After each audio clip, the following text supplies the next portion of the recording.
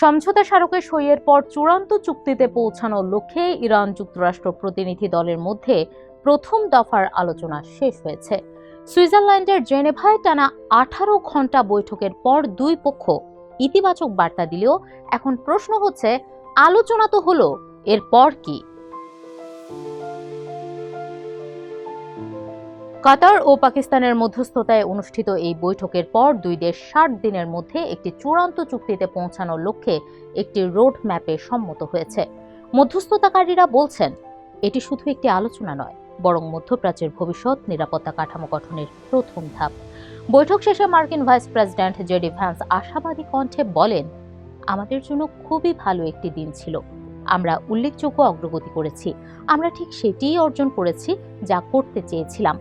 তবে তিনি এটিও স্বীকার করেন যে চূড়ান্ত গন্তব্য এখনো অনেক দূরে। ভ্যান্স বলেন, চূড়ান্ত চুক্তি হলো একটি বাড়ি। আমরা এখন শুধু তার ভিত্তিপ্রস্তর স্থাপন করেছি। বাড়িটি এখনো তৈরি হয়নি। প্রথম দফার আলোচনার সবচেয়ে গুরুত্বপূর্ণ একটি ফলাফল হলো একটি উচ্চ পর্যায়ের তদারকি কমিটি গঠন।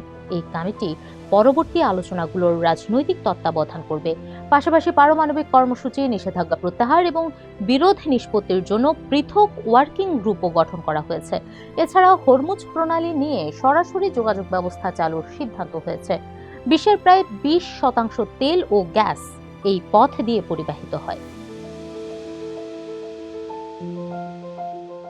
ইরান মার্কিন সবচেয়ে কঠিন প্রশ্নগুলো এখনো অমীমাংসিত। ইরান কি ইউরেনিয়াম সমৃদ্ধকরণ চালিয়ে যেতে পারবে?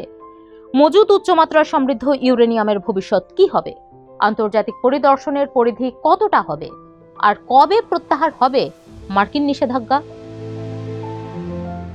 আটলান্টিক কাউন্সিলের অনাবাসিক জ্যেষ্ঠ ফেলো টমাস ওয়ারিক বলেন, রাজনৈতিক সমঝোতার চেয়ে কারিগরি আলোচনা আরও জটিল হবে। তার মতে, সমৃদ্ধ ইউরেনিয়াম অপসারণ বা এর মাত্রা কমানোর কাজ অত্যন্ত কঠিন। এজন্য হাজারের বেশি মার্কিন বিশেষজ্ঞকে ইরানের সংবেদনশীল পারমাণবিক স্থাপনাগুলোতে যেতে হতে পারে। আমি মনে করি না ইরান এতে খুব একটা খুশি হবে। আলোচনার আরেকটি গুরুত্বপূর্ণ দিক হলো লেবানন ইস্যু। সেখানে যুদ্ধবিরতি কার্যকর করতে একটি ডি-কনফ্লিকশন সেল গঠনের ঘোষণা দেওয়া হয়েছে। ইরানের পররাষ্ট্রমন্ত্রী আব্বাস আরাকচি এটিকে যুদ্ধ বন্ধের পথে বড় অগ্রগতি বলে উল্লেখ করেছেন। তবে তিনি সতর্ক করে বলেছেন, এই ব্যবস্থার কার্যকারিতাই হবে সমঝোতার প্রথম বাস্তব পরীক্ষা। অর্থনৈতিক ক্ষেত্রেও কিছু ইতিবাচক সংকেত পাওয়া গেছে। ইরান দাবি করছে, তাদের তেল ও পেট্রোকেমিক্যাল রপ্তানির ওপর কিছু নিষেধাজ্ঞা শিথিল করা হয়েছে এবং জব্দকৃত কিছু সম্পদও মুক্ত করা হয়েছে, যদিও ওয়াশিংটন এখনও এসব বিষয়ে আনুষ্ঠানিকভাবে বিস্তারিত কিছু জানায়নি। এদিকে পারমাণবিক ইস্যুতে গুরুত্বপূর্ণ অগ্রগতি হিসেবে ইরান আন্তর্জাতিক আণবিক শক্তি সংস্থা বা IAEA এর পরিদর্শকদের আবারও দেশটিতে প্রবেশের অনুমতি দিতে সম্মত হয়েছে। জেডি ভ্যান্স বলেন, ইরান IAEA এর পরিদর্শকদের ফিরিয়ে আনতে রাজি হয়েছে।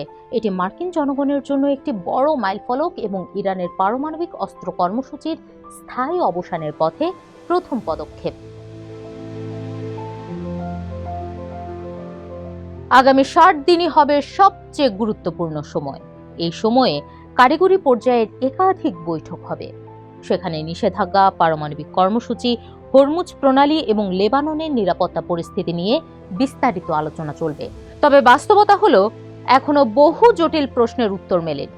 কংগ্রেসের আপত্তি, ইসরায়েলের উদ্বেগ, ইরানের নিরাপত্তা হিসাব এবং আঞ্চলিক রাজনীতির জটিল সমীকরণ সবকিছুই সামনে রয়েছে। দীর্ঘদিনের উত্তেজনার পর যুক্তরাষ্ট্র ও ইরান অন্তত একই টেবিলে বসে একটি রোড ম্যাপে একমত হয়েছে।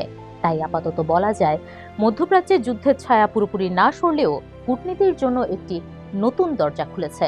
এখন দেখার বিষয়, এই 60 দিনের পথ চলা শেষ পর্যন্ত শান্তির দিকে যায় নাকি আবারও সংঘাতের পুরনো চক্রে ফিরে যায়।